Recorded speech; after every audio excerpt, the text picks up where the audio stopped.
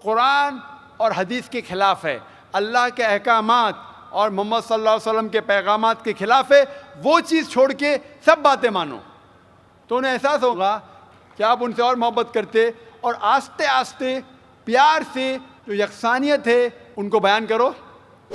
वक्त हो सकता है आपको कुछ दिन लगे, कुछ हफ्ते लगे, कुछ साल लगे। आपका काम है जिक्र करना, जैसा मेरा काम है जिक्र करना। हिदायत देता अल्लाह सुब्हानहू व तआला, हिदायत तो अल्लाह देता है, हम सिर्फ जिक्र करते। इसी तरीके से आप दावत दीजिए आपके घर वालों को और बाद में अल्लाह पे छोड़िए। Hope that answers the question.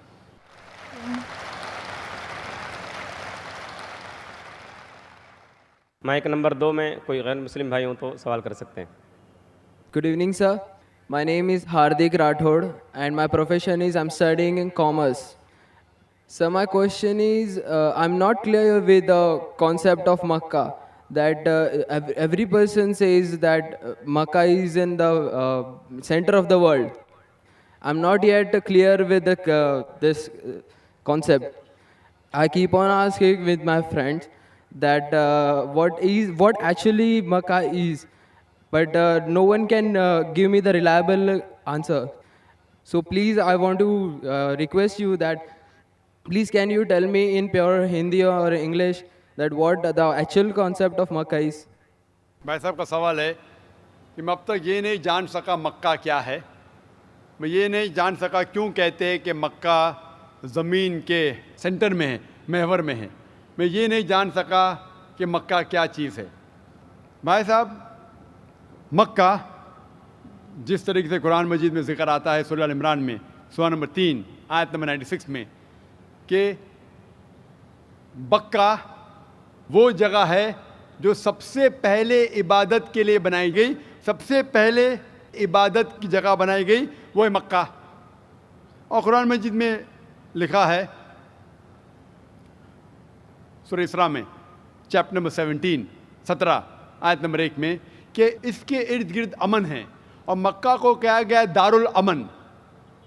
और जहाँ तक के सेंटर का सवाल है, आप जब वर्ल्ड मैप देखेंगे, आप स्कूल में पढ़े होंगे वर्ल्ड मैप आप खोलेंगे तो आप देखेंगे कि नॉर्थ पोल ऊपर है, साउथ पोल नीचे है, वेस्ट के तरफ है अमेरिका, ईस्ट के तरफ आप देखेंगे जापान, सऊदी अरेबिया जो है सेंटर में, और मक्का जो है, जो सिटी मक्का है वो डॉट आप देखेंगे ऊपर और नीचे भी सेंटर में, लेफ्ट एंड राइट में भी सेंटर में। तो इसीलिए वर्ल्ड मैप आप देखेंगे तो मक्का इज़ इन द सेंटर, मतलब महवर है। तो that is one of the meanings. But real है क्या वो दारुल अमन है, और वो अमन की जगह है, और वो पहली इबादत के लिए जगह बनाई गई। अल्लाह सुब्हानहू व तआला फरमाते हैं कुरान मजीद में, I see the people's means like the bhakt of Allah. They pierce their body and their means they do rally out on the road. What is it actually? भाई साहब ने सवाल किया कि हम देखते हैं कि मुसलमान लोग अपने जिस्म को मारते हैं और खून करते हैं, क्या है? कुरान मजीद में कहा भी नहीं लिखा है कि मुसलमान should pierce the body. Quran Majeed में कहा नहीं लिखा है कि अपने जिस्म को मारना चाहिए। जहाँ तक कि सही हदीस है, सही हदीस में अल्लाह के रसूल फरमाते हैं अगर इंतकाल होता है आपके घर वाले का या कोई नुकसान होता है, मैक्सिमम आप 3 दिन तक शोक मना सकते हैं, 3 दिन से ज़्यादा नहीं, क्योंकि किसी का भी इंतकाल होता है वो अल्लाह की तरफ से है। तो इंतकाल होने के बाद भी, मौत के बाद भी अगर आपको शोक मनाना है, अगर आपको you want to wail and cry, maximum 3 days. तो ये कुरान और हदीस के मुताबिक नहीं है, और कोई भी करता है तो कुरान के खिलाफ करता है। Hope the answer the question. Mike number 1 से सवाल भाई। My name is Abhinav Kumar and I am a marketing manager. I want to ask you a question that why God has created this universe, us, and if God is one, then why He started with so many religions and coming to point and contradicting itself in past, now saying that all these things which are in past, like you have said Bhagavad Gita, Ved or Bible or anything. They are not for this time. If I am seeing the scenario in the present scenario, I am thinking that any religion needs to grow up. Anyone, either it is Hinduism, either it is Christianity, either it is Muslim, any religion, Islam. And why God is contradicting Himself by saying those things or saying those things in those scriptures? भाई साहब का पहला सवाल कि खुदा ने, ईश्वर ने हमें क्यों बनाया। दूसरा सवाल कि खुदा ने इतने मुख्तलिफ मज़ाहिब क्यों बनाए, वाई सो मेनी रिलीजन्स। और तीसरा सवाल, खुदा कॉन्ट्रडिक्ट क्यों करता है, खुदा इख्तिलाफ क्यों करता है, पहले ये पहले वो, फिर भगवद गीता में, फिर कुरान में, क्यों ऐसा कॉन्ट्रडिक्शन है। 3 सवाल बराबर। पहला सवाल कि खुदा ने हमें क्यों बनाया है, इसके ऊपर पूरी तकरीर किया हूँ मैं। Purpose of creation, purpose of creation पूरी तकरीर है मेरी 1.5-2 घंटे की, सवाल जवाब के साथ 3-3.5 घंटे की, वक्त नहीं है, लेकिन मेन पॉइंट कहूँगा। अल्लाह ताला फरमाते हैं सूरह मुल्क में, सूरह नंबर 67 वर्स नंबर 2 में, अल्लाज़ी खलक़ल मौत वल हयाता, कि अल्लाह सुब्हाना व तआला ने मौत और ज़िंदगी बनाई ताकि वो ये जान सके आप लोग में से कौन अच्छा है, to test which of you is good in deeds. Allah सुब्हाना व तआला के कई मखलूक़ात है, सबसे बेहतरीन मखलूक़ है इंसान। बाकी जितने मखलूक़ात है वो मुस्लिम है, वो ऑलरेडी अल्लाह सुब्हाना व तआला का कहना मानते हैं। अभी जो इंसान हैं उनको इजाज़त दी गई है, फ्री विल दी गई है कि वो अल्लाह की बात माने या ना माने। Almighty God has given us the free will. Free will दिया गया है कि आप चाहो तो अल्लाह की बात मानो, चाहो तो न मानो। ये फ्री विल देने के बाद अल्लाह सुब्हाना व तआला नाजिल किया है कि इस दुनिया का टेस्ट क्या है, द रूल्स एंड रेगुलेशंस। इस दुनिया में इंसान को किस तरीके से जीना, ये लिखा गया कुरान मजीद में। अगर आप अल्लाह के अहकामात के मुताबिक चलते हैं तो आप सफलता पाएंगे और इंशाअल्लाह जन्नत में जाएंगे। अगर अहकामात के मुताबिक नहीं चलेंगे तो आप इस एग्जामिनेशन में फेल होंगे और फिर जन्नत में नहीं जाएंगे, दोज़ख में जाएंगे। So this life is a test for the hereafter. ये ज़िंदगी आखिरत के लिए इम्तिहान है। मैं आपसे पूछूंगा कि आप कॉलेज क्यों जाते, तो आप बोलेंगे ग्रेजुएट बनने के लिए। अब मेडिकल कॉलेज क्यों जाते, तो आप बोलेंगे डॉक्टर बनने के लिए। तो हम ये दुनिया में आए टेस्ट पास करने के लिए, क्योंकि इस दुनिया में आने के पहले सूरह आराफ सूरह नंबर 7 आयत नंबर 172 में लिखा है कि अल्लाह सुब्हाना व तआला ने सारी इंसानियत को, आदम से अब तक सारी इंसानियत को, फ्रॉम द लॉइन्स ऑफ एडम खड़ा किया, पूछा कि कौन है इबादत के लायक, और सब ने कहा सिर्फ एक अल्लाह सुब्हाना व तआला। फिर अल्लाह ताला ने पूछा कि कौन ये टेस्ट करना चाहता है, तो इंसान हम बेवकूफ़ थे जो ये टेस्ट करने के लिए आए, क्योंकि बाकी लोग जो पत्थर, पहाड़, जानवर, ये सब मुस्लिम हैं, पर उनके पास चॉइस नहीं है। अगर आपके पास चॉइस नहीं है, लाइक फरिश्ते के पास चॉइस नहीं, जो भी अल्लाह कहते वो उनकी बात मानते। लेकिन हमको चॉइस देने के बाद अगर हम अल्लाह की बात माने तो हम फरिश्ते के ऊपर हो जाएंगे, अगर नहीं मानेंगे तो फरिश्ते के नीचे शैतान के साथ होंगे। तो हमने बोले नहीं, हमको तो फर्स्ट क्लास फर्स्ट आना है, तो आ गए हम वहाँ पर, हम इस दुनिया में, ठीक है। तो ये टेस्ट है, और इंसान सबसे अच्छी मखलूक, the best creation of almighty God. तो this life is the test for the hereafter. और अल्लाह ताला फरमाते सूरह धारियात में सूरह नंबर 51 आयत नंबर 56, वमा खलक़तुल जिन्ना वल इंसा इल्ला लियअबुदून, कि हमने जिन और इंसान को नहीं बनाया सिर्फ अल्लाह की इबादत करने के लिए, और इबादत के लिए अल्लाह की बात मानना ज़रूरी है। So this life is a test for the hereafter. ये जो ज़िंदगी है आखिरत के लिए हमारे लिए इम्तिहान है। आपका सवाल नंबर 2 कि अल्लाह ने मुख्तलिफ मज़ाहिब क्यों बनाए।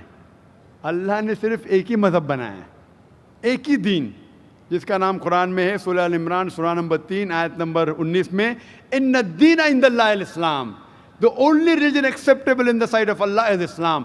सिर्फ एक ही दीन जो अल्लाह के नज़दीक सही है वो इस्लाम। इस्लाम के मानी है अमन, पीस। इस्लाम के मानी है to submit your will to God, खुद अपने ख्वाहिश से अल्लाह के अहकामात के मुताबिक ज़िंदगी को बसर करना। इस्लाम का मतलब ये नहीं कि मोहम्मद सुल्तान जाकिर, इस्लाम मतलब अल्लाह के अहकामात पे अमल करना और अमन हासिल करना।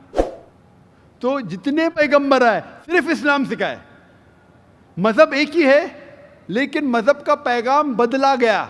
जिस तरीके से जो पहले भाई साहब के सवाल में मैंने जवाब दिया था कि सारे पैगंबर का अहम पैगाम था कि खुदा एक है, सिर्फ उसकी इबादत करो, और आखिरी पैगंबर मोहम्मद सल्लल्लाहु अलैहि वसल्लम में बाकी चीज़ में लिटिल बिट डिफरेंस होगा, but the basic message was the same. Basic जो पैगाम था, एक खुदा, सिर्फ उसकी इबादत करो, उस खुदा की कोई प्रतिमा नहीं, बुत परस्ती गलत है, और इस ईश्वर के आखिरी पैगंबर मोहम्मद सल्लल्लाहु अलैहि वसल्लम। लेकिन क्योंकि वक्त जाने की वजह से जो पैगाम जो दिया गया था वो बदलता गया, जैसा मैंने कहा। तो जितनी मजहबी किताबें जो कुरान के पहले आए, कोई भी मजहबी किताब महफूज नहीं है। हिंदू स्कॉलर्स खुद कहते हैं कि the Vedas have been changed. Bible scholars खुद कहते हैं बाइबल्स हैव बीन चेंज्ड। जितने मजहबी किताब के स्कॉलर्स कहते हैं कि उनकी मजहबी किताब में तब्दीली आ चुकी है, लेकिन कुरान में अल्हम्दुलिल्लाह। और जो दुश्मन इस्लाम है, अकॉर्डिंग टू विलियम मूर, जो एक इस्लाम का बहुत ग्रेट क्रिटिक है, इस्लाम के खिलाफ बात करता है, वो फिर भी कहता है 200 साल पहले कहा कि एक वाहिद मजहबी किताब जो 1200 साल तक के महफूज है वो है कुरान। तो मजहब एक ही है, अल्लाह में मानना, उसकी इबादत करना, उसके अलावा किसी की इबादत नहीं करना, और आखिरी पैगंबर मोहम्मद सल्लल्लाहु अलैहि वसल्लम, एक ही मजहब। हम लोगों ने उसके गलत डिफरेंट नाम दिए, तो मजहब एक ही था। आपका आखिरी सवाल, इतने डिफरेंसेस क्यों पैदा किए? वो अल्लाह ने नहीं किए, इंसान ने किए। खुदा का सब मैसेज यकसा था, हम इंसानों ने उसे तब्दील किया, जैसा मैंने कहा ना, काई के लिए, फ़ायदे के लिए। तो अभी हमें ये देखना है कि असल मज़हब क्या है। और मैं आम तौर पे कहता हूँ, जो मैं राय देता हूँ, मैं सिर्फ एक तरफा राय नहीं देता हूँ, कदे सिर्फ कुरान में मानो। मैं क्या कहता हूँ, आप कम से कम एक बात पे मानो कि एक किताब 100% खुदा की है, ठीक है? ये मानने में किसी को गिला शिकवा नहीं होगा। हिंदू कहेगा वेद खुदा की किताब है, ईसाई कहेगा बाइबल खुदा की किताब है, मुसलमान कहेंगे कुरान खुदा की किताब है। फिर मैं ये कहता हूँ कि जो सारी मजहबी किताबों में यकसानियत है, हम कम से कम उसके ऊपर अमल करें। जो इख्तिलाफ है उसे कल डिस्कस करेंगे, सही बात। जो यकसानियत है, फिर आप कह सकते हैं ये तो वेद और कुरान में है, क्रिश्चियन कहेगा ये बाइबल और कुरान में, मुस्लिम कहेगा कुरान और बाइबल में, कुरान और वेद में। तो ये बात तो 100% खुदा की है। आप इस बात को तस्लीम करते हैं क्या? नहीं। जो चीज़ कॉमन है बाइबल, वेद, कुरान में, वो 100% अल्लाह का कलाम होना चाहिए। बाकी है क्या बात पर डिस्कस करेंगे। तो सारी मजहबी किताबों में लिखा है कि मोहम्मद सल्लल्लाहु अलैहि वसल्लम आखिरी पैगंबर, इख्तिलाफ की बात नहीं है। सारी मजहबी किताबों में लिखा है कि खुदा ईश्वर एक है, कोई इख्तिलाफ की बात नहीं। ना उसकी कोई प्रतिमा है, ना कोई बुत है, उसकी इबादत करना चाहिए। बाकी चीज छोड़ो, कम से कम इस पे तो अमल करो। इस तरीके से मैंने तकरीर की, हिंदू मजहब और इस्लाम में यकसानियत, ईसाई मजहब और इस्लाम में यकसानियत, और साबित किया कि बाइबल में लिखा है शराब हराम है, वेद में लिखा है शराब हराम है, कुरान में लिखा है शराब हराम है, तो शराब मत पियो।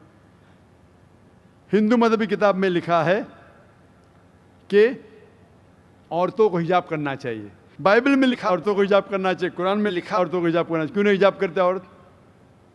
इस तरीके से आप हिंदू मजहब किताब पढ़ेंगे, लिखा है सूअर का गोश्त खाना हराम है, Vishnu Sutra chapter number 5 verse number 49 में। बाइबल में लिखा है book of Leviticus chapter number 11 verse number 7 and 8, book of Deuteronomy chapter number 14 verse number 8, book of आयदा चैप्टर नंबर 65 वर्स नंबर 2-5 कि सूअर का गोश्त खाना हराम है। कुरान का तो जिक्र कर चुका है, 4 जगह लिखा है हम सूअर का गोश्त नहीं खाते, बाकी लोग खाते ईसाई। इस तरीके से मैं कहता हूँ कम से कम यकसानियत पे तो अमल करो, इख्तिलाफी बातें बाद में करेंगे। इख्तिलाफ इंसान ने पैदा किया, इख्तिलाफ पैदा करने के बावजूद फिर भी अल्हम्दुलिल्लाह जितनी भी मजहबी किताबें बदली गई है उसके बावजूद जो अहम अहकामात अब भी मौजूद है। इसीलिए मैं आपसे कहता हूँ कि एक खुदा में मानो, ना उसकी कोई प्रतिमा है और ना उसके अलावा किसी की इबादत करो, और आखिरी पैगंबर मोहम्मद सल्लल्लाहु अलैहि वसल्लम में मानो। Hope that answers the question. Thank you. ख़वातीन में अगर कोई गैर मुस्लिम खातून हो तो उनको सवाल करने का मौका दें। नमस्ते, मैं जया बोराड़े, साउथ इंडियन। मैं वीटी में काम करती हूँ, काउंटिंग में। मेरा सवाल ये है, मुस्लिम कास्ट में नबियों को भेजते हैं कि हिंदू, मुस्लिम, सिख, ईसाई सब एक है, तो पंडित लोग को भी अल्लाह ताला ने भेजा है कि सब कास्ट एक ही है, तो वो एक भी बार हम लोगों को बोलते नहीं है कि सब एक ही है, वो सिर्फ अपना ही बोलते हैं, ऐसा क्यों? बहन ने सवाल किया है कि मुस्लिम मज़हब में कहते हैं कि हिंदू मुस्लिम सब एक है, लेकिन हमारे पंडित ऐसा नहीं कहते, क्यों? अगर कुरान पढ़ेंगे तो जैसा मैंने कहा कि मज़हब अल्लाह के नज़दीक एक ही है, इस्लाम और कोई नहीं। इस्लाम मतलब अमन हासिल करना, अपनी ख्वाहिशें अल्लाह के अहकामात के मुताबिक। लेकिन कुरान मजीद में लिखा है सूरह हुजुरात में, सूरा नंबर 49, चैप्टर 49, वर्स नंबर 13, या अय्युहन्नासु इन्ना खलकनाकुम मिन ज़करिन व उन्सा व जअलनाकुम शुअबन व क़बाइला लिताअरफू इन्न अक्रमकुम इंदल्लाहि अत्क़ाकुम इन्नल्लाहा अलीमुन खबीर, कि ए इंसानों, हमने तुम्हें बनाया है एक पैर से, एक जोड़े से, आदमी और औरत के जोड़े से, और आपको तकसीम किया है कबाइल में, ताकि आप एक दूसरे को पहचान सके, ना कि आप एक दूसरे से नफरत करें। और सबसे बेहतरीन इंसान वो है जो तकवा रखता है। तो सारे मज़हब के लोग एक नहीं है, सारे इंसान एक है। एक इंसान दूसरे इंसान से ऊंचा दौलत के वजह से नहीं है, जिन्स के वजह से नहीं है, उम्र के वजह से नहीं है, पैसे के वजह से नहीं है, लेकिन है तकवा के वजह से। तकवा मतलब पायटी, राइचियसनेस, जिसको अल्लाह सुब्हाना व ताला का ज़्यादा खौफ है, जो अल्लाह से ज़्यादा करीब है, वो इंसान ऊंचा इंसान है। नहीं तो सारे इंसान यकसा है। जहाँ तक कि आपने कहा कि पंडित लोग ये क्यों नहीं कहते कि सारे इंसान सेम है, क्योंकि जब आप हिंदू मज़हब की किताब पढ़ेंगे, वेद और बाकी किताब, इसमें लिखा है कि खुदा ने अपने सिर से पैदा किया ब्राह्मण कास्ट को, अपने छाती से पैदा किया क्षत्रिय क्लास को। ब्राह्मण मतलब लर्नड कास्ट, विद्वान क्लास, क्षत्रिय मतलब वॉरियर कास्ट, सोल्जर्स, और अपने थाई से, अपने जांग से या अपने पेट से पैदा किया वैश्य, बिजनेस क्लास, और अपने फीट से, पैर से पैदा किया शूद्रा। और ये कास्ट सिस्टम जो लिखा है, आप देखेंगे मनुस्मृति में है, वेद में है, ये इसमें मानता नहीं हर हिंदू। क्यों? क्योंकि ये इंसानियत को तकसीम करता है। हमारे इस्लाम में सारे इंसान, चाहे गोरा या काला, अमीर या गरीब, राजा या फ़कीर, अल्लाह के नज़दीक इंसान यकसा है। ऊंचा तब होता है जब तकवा ज़्यादा है तो और अच्छा इंसान है। तो हम मानते हैं कि पैसे से या रंग से या जात पात से इंसान जन्नत में नहीं जा सकता है। इसके बारे में और अगर आप चाहते हैं तो आप मेरी तकरीर सुनो, हिंदू मज़हब और इस्लाम में यकसानियत, और इसके बारे में और डिटेल्स में कहा regarding caste system. Hope the answer the question sister. Mike number 2 से कोई सवाल हो भाई। अस्सलाम वालेकुम जाकिर भाई, I am Joseph Fernandes working in a call centre. मेरा सवाल आपसे ये है कि मुझे कई दोस्त मिले जिनमें से कुछ शिया है और कुछ सुन्नी। जैसे आपने कुछ देर पहले बताया कि जो इंसान मानता है कि अल्लाह एक है और मोहम्मद अलैहिस्सलाम आखिरी पैगंबर हैं, तो मैं मानता हूँ इस बात को। तो अगर मैं ये कहूँ कि मैं मुसलमान हूँ तो ये झूठ नहीं है। लेकिन मुसलमान बनने के बाद एक नमाज़ पढ़ना बहुत ज़रूरी होता है, और कुछ तरीके हैं जो दोनों ही दोस्तों ने मुझे बताए, लेकिन उनके तरीके अलग अलग हैं। तो मुझे ये समझ में नहीं आया कि किसका तरीका मैं अपनाऊं, क्योंकि दोनों ही अपने तरीकों को सही समझ। भाई साहब ने सवाल किया कि अगर अल्लाह एक है उसमें मानना है और मोहम्मद सल्लल्लाहु अलैहि वसल्लम पैगम्बर है तो मैं मानता हूँ, तो उस तरीके से मुसलमान हूँ मैं। लेकिन मेरे दो दोस्त, एक शिया एक सुन्नी, और मुसलमान बनने के लिए नमाज़ पढ़ना ज़रूरी है, तो किस तरीके से नमाज़ पढ़ूँ? भाई साहब, आप कहते हैं कि अल्लाह एक है, आप मानते हैं कि अल्लाह के पैगम्बर मोहम्मद सल्लल्लाहु अलैहि वसल्लम आखिरी पैगम्बर है, तो आपने कहा कि किस तरीके से नमाज़ पढ़ूँ? ये शिया सुन्नी जो आपने पूछा, आप जब कुरान पढ़ेंगे, कुरान में ना शिया है ना सुन्नी है, कुरान में ना शिया है ना सुन्नी है। कुरान शरीफ में कहा गया है सूरह इमरान में सूरह नंबर 3 आयत नंबर 103 में, वा तसीमु बिहब्लिल्लाहि जमिया वला तफरकू, कि आप आपस में इकट्ठा होकर अल्लाह की रस्सी को मजबूती से पकड़ो। अल्लाह की रस्सी है कुरान और सही हदीस। तो आप देखिए कुरान में क्या लिखा है और अल्लाह के रसूल के सही हदीस में क्या लिखा है। तो जो भी आपसे कुछ कहता है, अगर कुरान और सही हदीस के मुताबिक है, आप उसकी बात मानो। जो जाकिर कहता है वो भी कुछ अहम नहीं इस्लाम में, जाकिर इस्लाम में ज़ीरो है। जो जाकिर कहता है वो बात मानना ज़रूरी नहीं, लेकिन जब मैं कुरान का हवाला दिया तो आपको कुरान की बात मानना फ़र्ज़ है। जब मैं सही हदीस का हवाला दिया तो आपको सही हदीस की बात मानना ज़रूरी है। तो इसीलिए कोई भी शख्स कुछ कहता है, अगर इख्तिलाफ है उसमें, तो फिर से रुजू हो जाओ कुरान और हदीस के पास, क्योंकि कुरान में लिखा है सूरह निसा में सूरह नंबर 4 आयत नंबर 59 में वर्स नंबर 59 में, अतिउल्लाह वाति रसूल, अल्लाह की इताअत करो, अल्लाह की बात मानो और अल्लाह के रसूल की बात मानो। और वो लोग those who have been charged with authority, जो उलुल अम्र है, वो लोग जो आपके अमीर है। लेकिन अगर इनमें इख्तिलाफ है, फिर से रुजू हो कुरान और हदीस के पास, अल्लाह और अल्लाह के रसूल के पास। तो अगर दो शख्स, दो आलिम, कोई भी अगर इख्तिलाफ है, आप फिर से मुड़ो अल्लाह और अल्लाह के रसूल के पास, कुरान और सही हदीस के पास। फिर देखो कि कौन सा दोस्त, कौन सा मुस्लिम, कौन सा आलिम, कौन सा मौलाना कुरान और सही हदीस के मुताबिक कह रहा है। आप समझे? तो इससे पता चलेगा कि क्या सही है। आप बोलते हैं कि नमाज पढ़ने के तरीके में इख्तिलाफ है, शुरू में कम से कम जो यकसा है वो तो शुरू करो। इख्तिलाफ वो थोड़ा है, नमाज के तरीके में इख्तिलाफ वो थोड़ा है, जो यकसा है वो तो शुरू करो। अगर आप मुसलमान बनना चाहते हैं तो इतना वक्त क्यों ले रहे? खाली नाम के मुसलमान होना ज़रूरी नहीं है, वो कोई फ़ायदा नहीं। अमली तौर पे मानो कि अल्लाह एक है, उसकी इबादत करो और आखिरी रसूल मोहम्मद सल्लल्लाहु अलैहि वसल्लम पे ईमान लाओ। और उसके बाद फिर तहकीक करो, आपके दो दोस्त लोग जो बोल रहे कुरान से कौन मैच करता है, सही हदीस से कौन मैच करता है, क्योंकि अल्लाह के रसूल फरमाते, सही बुखारी की हदीस है, उस तरीके से नमाज पढ़ो जिस तरीके से आपने मुझे देखा। तो जो सही हदीस से साबित है, कुरान और सही हदीस से, उस तरीके से नमाज पढ़ो। लेकिन अगर 19-20 फ़र्क है, कम से कम जो यकसा है वो तो शुरू करो। इख्तिलाफी बातों पे तहकीक करो, इंशाअल्लाह पता लग जाएगा आपको क्या सही है।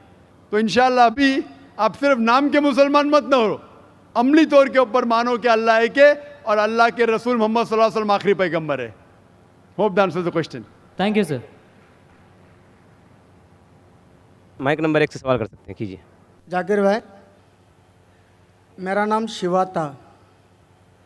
कुछ साल पहले मैं इतना तो नॉलेज रखता था कि मतलब एक शांति नहीं मिलता था एक भगवान को मानने में, पूजा करने में। हमारी तमिलनाडु में, मैं एक मद्रासी हूँ, हमारे तमिलनाडु में बोलते बालाजी अमीर भगवान है और कार्तिक गरीब भगवान है। तो इससे मैं सहमत नहीं था। मैं बोलता था जब हम इंसानों में हो सकता है, भगवानों में नहीं हो सकता है। फिर भी मेरा दिल नहीं माना। जब मैं भागा भागा फिरता था, फिर अचानक मेरे को ना क्रिश्चियन दोस्त लोग मिले। फिर उन लोगों के साथ मैं प्रेयर करने के लिए जाता था। फिर प्रेयर में जाता था, प्रेयर करता था, बहुत आनंद लगा, अच्छा लगा। फिर बाइबल मैं खुद पढ़ने लगा। उसमें भी बहुत जगह में बयान नहीं होता कि भाई दिल नहीं मानता है। ईसा अलैहिस्सलाम बोलते मानता है नहीं कि वो खुदा है। फिर मैं साथ ही हमारे मोहल्ले में मुसलमान दोस्त लोग भी है। फिर उन लोग एक आयत पढ़ के मेरे को तर्जुमा बताया, कुल वल्लाहु अहद अल्लाहु समद लम यलिद वलम यूलद वलम यकुन लहू कुफुवन अहद। तो इसमें मैं बहुत सहमत हुआ, क्योंकि ना शरीर है, ना माँ बाप है, ना रूप है। बहुत अच्छा लगा मेरे को, ठंडा लगा। ये हुआ 2003 के पहले।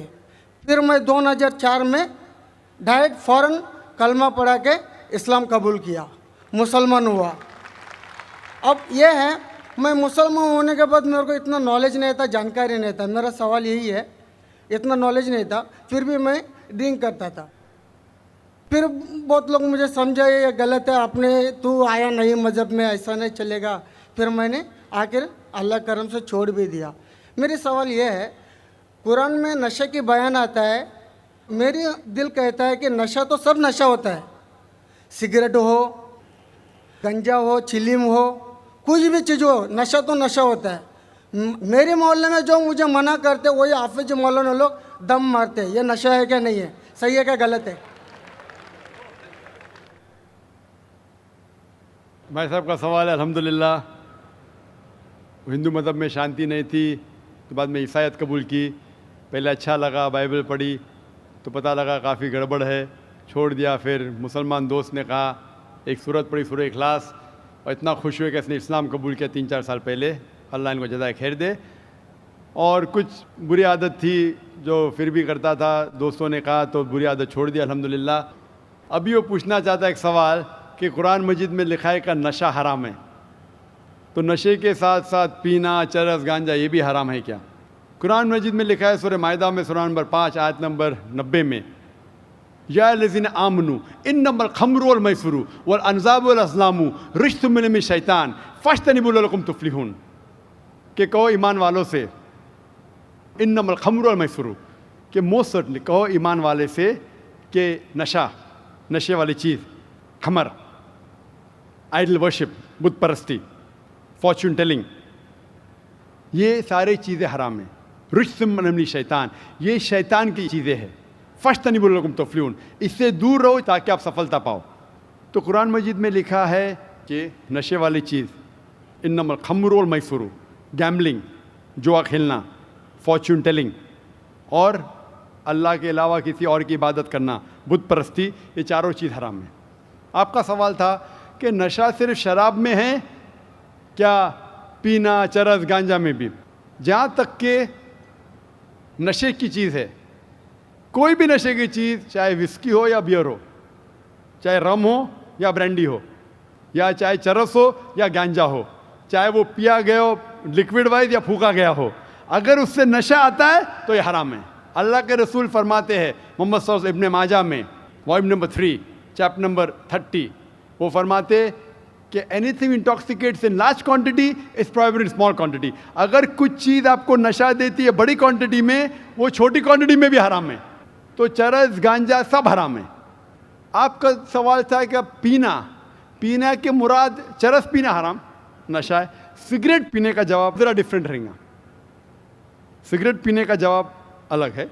जहाँ तक कि चरस, गांजा फूकना या नशा, ब्रांडी, ये आता है खमर के अंदर, हराम में। जहाँ तक सिगरेट पीने का सवाल है, पहले उलमा ये कहते थे कि ये मकरूह है, क्योंकि हदीस है अल्लाह के रसूल की कि जब आप नमाज़ पढ़ने जाते हैं तो जब कांदा प्याज खाते हैं तो सांस में बदबू आती है, इसी तरीके से सिगरेट पीने से बदबू आती है, तो मकरूह है। लेकिन अभी साइंस एडवांस होने के बाद पता लगता है कि सिगरेट पीने से इट इज़ स्लो पॉइजनिंग।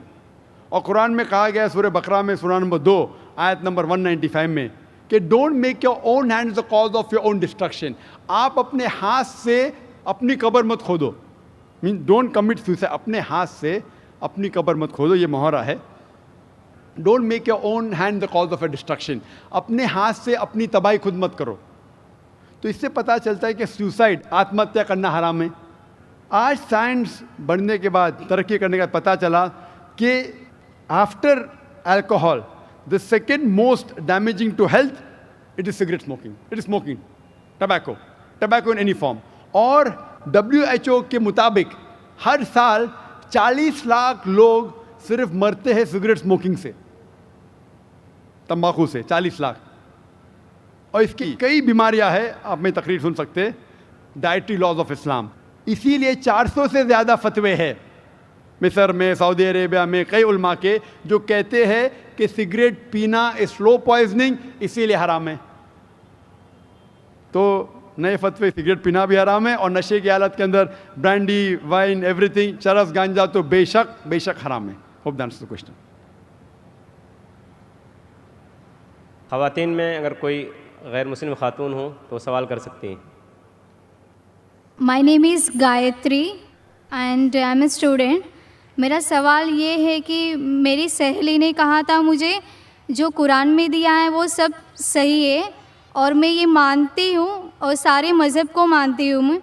लेकिन मेरा सवाल ये है, मेरी सहेली ने कहा था जो हम लोग हिंदू में भगवान को पूजा करते हैं, जो हम लोग मूर्ति को पूजा करते हैं जो पत्थर का बना हुआ रहता है, लेकिन मेरी सहेली कहती है वो पत्थर है जो तुम्हें कुछ नहीं देगा, भले तुम कितना भी मांगो वो तुम्हें कुछ नहीं देगा। इसलिए तुम है ना हमारे जो कुरान शरीफ है तुम पढ़ो उससे और तुम्हें अच्छा लगेगा। और मैंने कहा कि बचपन से हमारे पेरेंट्स ने जो सिखाया, जो उन्होंने सिखाया भगवान है, हर एक मज़हब में हर एक पेरेंट्स अपने बच्चों को सिखाते हैं कि जो भी मज़हब है उनके बारे में जानकारी देते हैं, भले हमारे गुरु भी देते हैं, लेकिन जो बच्चे हैं अपने पेरेंट्स को और अपने गुरु को ही फॉलो करते हैं। मैंने भी ऐसे ही किया, लेकिन मेरी सहेली कहती है कि वो गलत है, तुम अपनी पत्थर को कुछ भी मांगो वो कुछ नहीं देगा, हम अल्लाह को एक मांगेंगे तो वो हमें सब कुछ देते हैं। बहन का सवाल है कि वो हिंदू है, बुत परस्ती करती है, उसकी मुस्लिम सहेली ने कहा कि बुत परस्ती मत करो, गलत है, एक भगवान में मानो, एक खुदा में मानो। लेकिन ये बहन कह रही है कि मैं मेरी वालिदा की बात मानूँ, वालिदैन की बात मानूँ या गुरु की बात मानूँ, क्या सहेली की बात मानूँ? बहन, सबसे बड़ा गुरु है ईश्वर, सबसे बड़ा गुरु है अल्लाह। आप ना सहेली की बात मानो, ना वालिदैन की बात मानो, ईश्वर की बात मानो। ईश्वर क्या कहता है, भगवान क्या कहता है, और इसके लिए जो कुरान क्या कहता है, अगर उस चीज़ को आपको नहीं मानना है तो इंशाअल्लाह अगले शनिचर आओ, मेरी तकरीर है खुदा का तसव्वुर मुख्तलिफ मज़ाहिब में, और ये तकरीर में मैं साबित करूँगा आपके किताब से, हिंदू मजहबी किताब से, कि हिंदू मजहबी किताब में भी लिखा है कि खुदा एक है, उस खुदा की कोई प्रतिमा नहीं है और बुत परस्ती हराम है। इंशाअल्लाह आप अगले शनिचर आइए 22 तारीख को, इंशाअल्लाह तकरीर के बाद आप फिर से सवाल नहीं दोहराएंगी। आपके किताब के हिसाब से आपको एक खुदा को मानना है, एक ईश्वर को मानना है और सिर्फ उसकी इबादत करना है, और बुत परस्ती हराम है। अगले शनिचर 22 सैटरडे इंशाअल्लाह पाना sister. Thank you. Mike number 2 में अगर कोई गैर मुस्लिम भाई हो तो सवाल कर सकते हैं। अस्सलाम वालेकुम डॉक्टर जाकिर नगई, मेरा नाम अब्दुल्ला है। पिछले रमज़ान में अल्लाह ताला ने मेरे को हिदायत दी और मैंने कलमा पढ़ा। मेरा सवाल है ये है कि इस्लाम में जो कोई आत्महत्या करेगा तो उसको अल्लाह ताला क़यामत के दिन क्या सज़ा देगा? भाई साहब ने पूछा कि जो इंसान आत्महत्या करता है क़यामत में क्या सज़ा। आत्महत्या करना हराम है, और जिस तरीके से वो आत्महत्या करेगा, सही हदीस में आता है, उसी तरीके से उसको सज़ा मिलते जाएंगी क़यामत के अंदर। तो इसलिए आत्महत्या करना हराम है। ये ज़िंदगी अल्लाह सुब्हानहू व तआला ने हमें दी है और हमें जीना चाहिए अल्लाह और अल्लाह के रसूल के अहकामात के हिसाब से। अगर नहीं करेंगे तो आप आखिरत में सफलता नहीं पाएंगे। व आखिर दावाना अल्हम्दुलिल्लाहि रब्बिल आलमीन। जज़ाकल्लाह। आप तमाम हज़रात ने संजीदगी का मुज़ाहरा किया और आखिर तक हमारा साथ दिया, प्रोग्राम को कामयाब बनाया। हम आप तमाम हज़रात के शुक्रिया के साथ इस नशिस्त के अख्ताम का ऐलान करते हैं। सुब्हानक अल्लाहुम्मा व बिहम्दिका अशहदु अल्ला इलाहा इल्ला अंता अस्तग़फिरुका व अतूबु इलैक।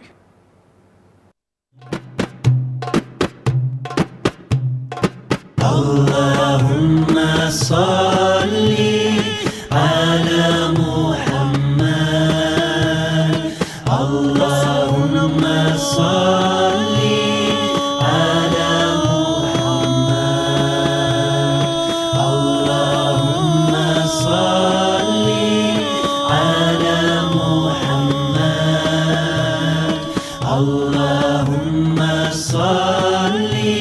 على